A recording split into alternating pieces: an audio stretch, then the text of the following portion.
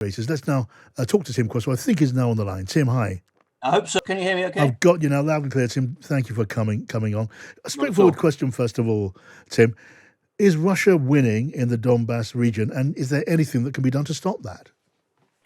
I think they're certainly being successful at the moment. I mean, this word win carries with it all sorts of connotations. So let's say at the moment they're certainly being successful.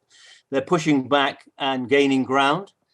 They started off owning about 7%. Well, owning is the wrong word, actually, but occupying 7% of Ukraine. They're now occupying about 20%. So they're definitely making progress in the Donbass. Pushing them back isn't going to be easy for all sorts of reasons we can come on to at the moment. But I don't think there's any doubt that they are gaining ground. Yeah, and the problem, let's get onto it now, the problem of trying to force those Russian forces back has to do with, well, you tell me, supply lines are easier to manage, aren't they? And you've got a large part of the area which is sympathetic to Russia. Yeah, that's certainly true. Russian logistics have definitely improved, and they're closer to their logistic lines of communication. But the big issue in this particular part of the campaign, I don't think there's any doubt, is the weight of artillery fire that they're bringing to bear, and the fact that they can outgun and outrange the Ukrainian artillery and rockets. So they've reverted back to old-style Russian large-scale artillery and indirect fire barrages, and then following that up with infantry and armor. And as I say, the Ukrainians at the moment, until more equipment arrives from the West, particularly from America, they haven't got the range to conduct counter-battery fire or to engage the Russians as they're coming up their lines of communication. So does Ukraine and Ukraine's leadership have a point, Tim, when they complain about being, frankly, let down by their friends in the East and in Russia? I'm thinking in particular of Germany, who've made promises to supply heavy artillery and promises to supply tanks, and the promises have not been fulfilled in anything like the extent which the Ukrainians clearly feel they have a right to expect. I think that's true.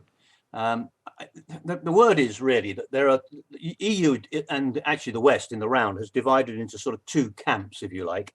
There's the justice camp, which is the UK, the US, the Poles, for example, who are very keen that Putin should not be successful and have been providing a lot of support. I mean, the Americans have now provided around 50 billion. Well, they promised to provide about 50 billion pounds worth of $50 billion worth of stuff, and some of that is on the move. But their large-scale artillery, for example, I don't think will be over there for another 2 or 3 weeks. The other camp is being referred to as the peace camp, and that's Italy, France, and Germany. And if I'm honest, I don't think these guys are not doing the right thing. I mean, I lived in France for a couple of years, and I lived in Germany for 9 years. They're very different countries. Their attitude to this is they want to see this crisis come to an end. I'm not convinced about their resilience in terms of maintaining sanctions and so on. And I think they would rather see the whole thing come to an end and business be to be resumed as it was prior to February. It certainly would go a long way to explaining what is happening by way of the Russian leader Olaf Scholz and the French leader Emmanuel Macron reaching out to Russia and constantly urging the case for dialogue. Now, look, the war won't end without dialogue, but as things stand at the moment, certainly from Ukraine's point of view, there's nothing to talk about. No, there isn't. There isn't. The problem is that undoubtedly, I mean, we're now 3 months into this campaign, and people are the point of difference and have been the point of difference up to now. The Ukrainians, as we all know, have been doing a brilliant job, but they're tired, they're worn down. I think they are getting fatigue, and I think there are those in the West who are rather hopeful that in the end they will be prepared to negotiate on the territory that Russia has managed to succeed in capturing. Yes. I think the Russians actually will want to secure the whole of the Donbass and probably the corridor, maybe up to and including Odessa, but they then will probably be prepared to go to a negotiating table. They're going to conduct these referendums in the annexed areas, and I think they're going to annex those areas as part of Russia. That's what their intent will be. I don't think President Zelensky or the Ukrainians are going to be prepared to give up that territory. But the reality is, if they don't get some more support from the West, this campaign will drag on. I think in the end, they are going to be, in inverted commas, forced to the negotiating table. And unless we are prepared to give them more support, I think they're going to be on the back foot. Is it your view, Tim, that if it comes to negotiations, if it comes to a ceasefire, which some say could come from Vladimir Putin before too long, that would be no more than a ploy. That would be buying time and giving his forces and giving himself time to regenerate, time to reinforce, time to be ready for more aggression down the line. In which case, should Baltic members of NATO right on that border there, should they be worried? Because they clearly are worried. Yeah, they should be. This campaign in the east to secure the Donbass is undoubtedly, the Russians are taking a lot of casualties. It's a slow, slogging match, and once they've secured it, I don't think there's any doubt that they will want to have an operational pause, what in military doctrine we call reaching a culminating point, where they gather themselves up, they rearm, they sort out their equipment, etc., before they would be prepared to carry on with a further offensive into the west.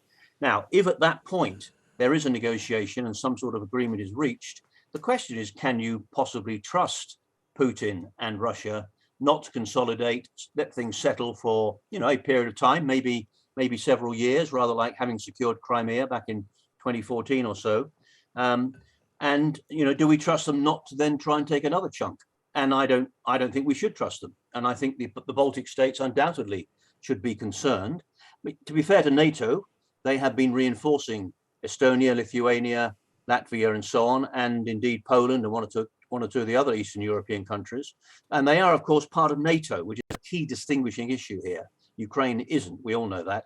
But nonetheless, I don't think we can trust Russia to stop permanently on whatever it manages to secure in this campaign.